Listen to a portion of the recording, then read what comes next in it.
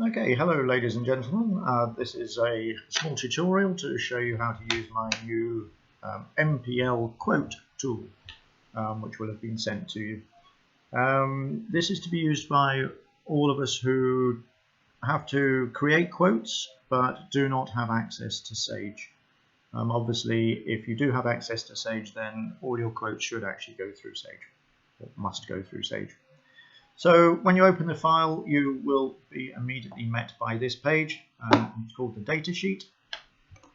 You will note that there are three other sheets: quote continuation for a particularly long sheet quote, and the discount quote. These are all locked, and you do not need to enter anything into those sheets. It's all done on this data entry sheet. So we start off with the date at the top here. That is automatically inserted. We then have the quote number. Please use a sequential reference number from a list of predetermined quote numbers, either given to you by your line manager or as stated in the visitor quote recording section, which unfortunately not many people are using. Obviously, we then have the representative's name, the HGS representative, and that in this case is myself, Duncan, and we put our telephone number. Now, a lot of these cells, once you've input this, you can save it to a master copy because you will not need to change them, obviously. And that will also apply with other sections as we get to them. So once you've got it set up for your country, please save a copy and then you won't have to keep on changing those.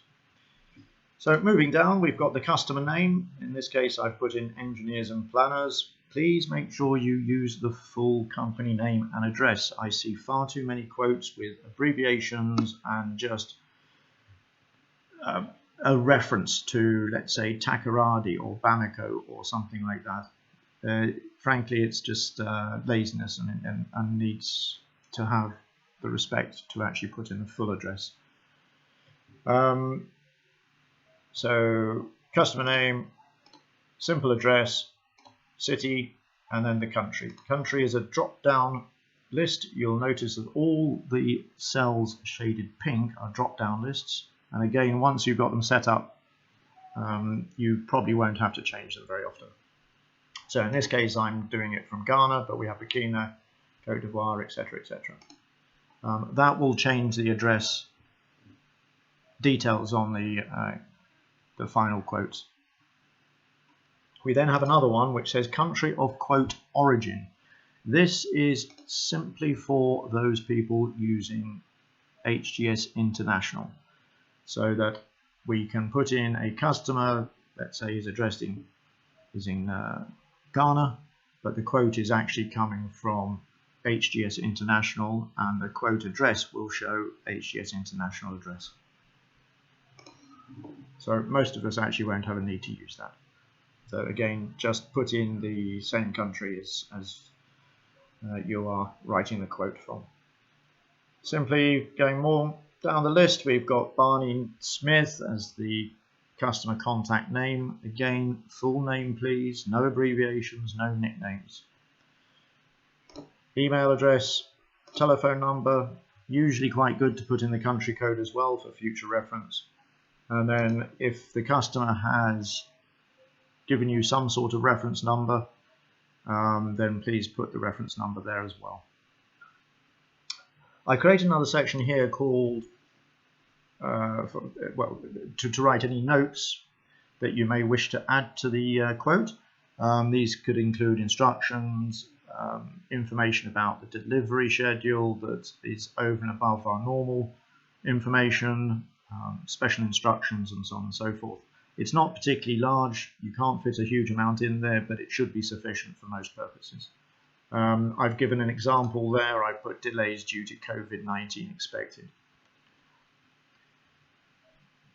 And then finally, we've got our terms and conditions. These are all drop-down lists. Again, once you've set it up, you might not change them again. Quote validity. I've got 7 days, 15 days, 30 days, and 45 days. Now in Ghana particularly, we've had a lot of exchange rate fluctuations, and as a result we have instructions not to give any more than 15 days in normal circumstances, and in extreme fluctuation cases 7 days.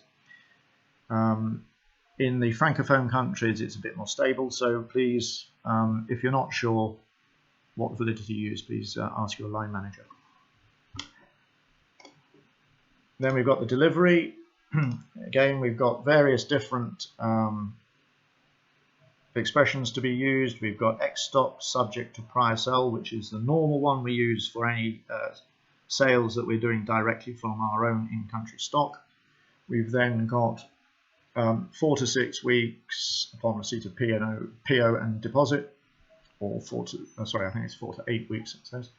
4 to 8 weeks upon receipt of PO, X Works RSA, X Works USA, XES Europe. That's for our friends in HGS International.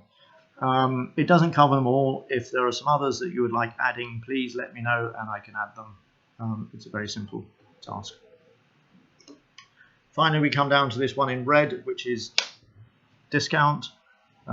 This will provide you a facility to offer a discount. Now, discounts are not to be given unless approved by your line manager, and the percentage is written in there. So let's say it's 5%.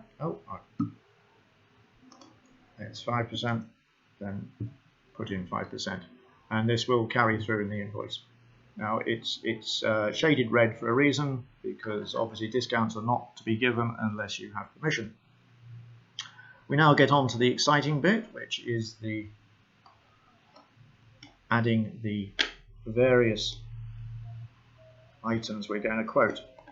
This is all based on the HGS new part numbering system and is automatic. So all you need to do is either cut and paste the part number. For example, let's say you've been given a list of part numbers to quote. Copy them and paste values only. Do not paste the one which also includes formatting and everything. Just paste values only, which is the second one here, and it's got 1, 2, 3 underneath it. Put that in and you'll see that the description comes up and the various quantities and things like that. Put in the amount that you want to quote. So in this case we're going to do 1, and you'll see that that one here is giving half the value of that one there, where we've quoted 2. So you'll see this change here. If I go up to 3, if you go up to 3, then you'll see that it's gone up. Let's put 1 there. Now we have a facility for a continuation sheet, so if you run out of lines, please go onto the continuation sheet and those will appear on the next sheet. So let me just do that. Copy, paste special, give them a quantity, and you'll see that that will appear on the continuation sheet. Right, once that's all completed, you're all done. All you need to do is then print out the quote. We've got 3 sheets here. We've got the quote, and in this case you'll see them all appear there. You'll see the address has changed to Ghana. If I go back to this and just happen to put in Burkina Faso quote,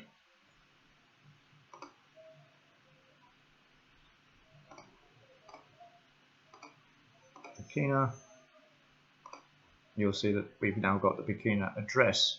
I've just noticed that that might need changing, so that can be done.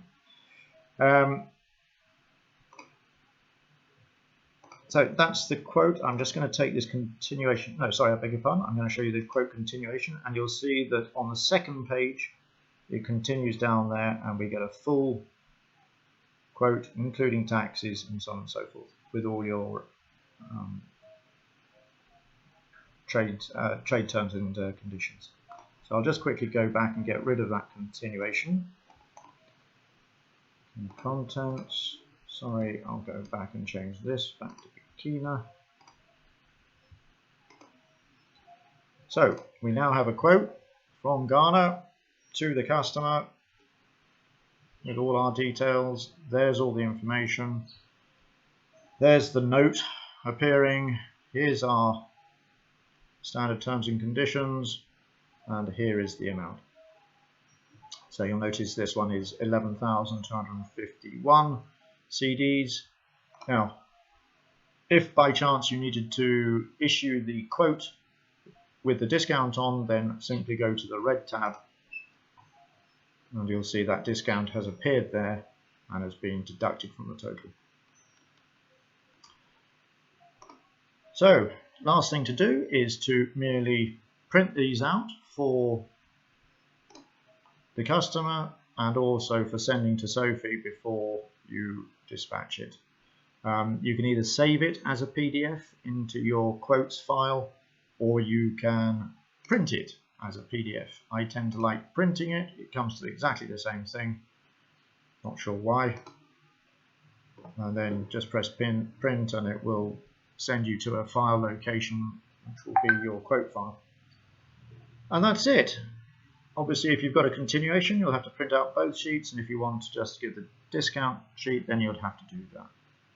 So, ladies and gentlemen, that's it. I hope this makes your life easier. I hope it makes Sophie's life easier.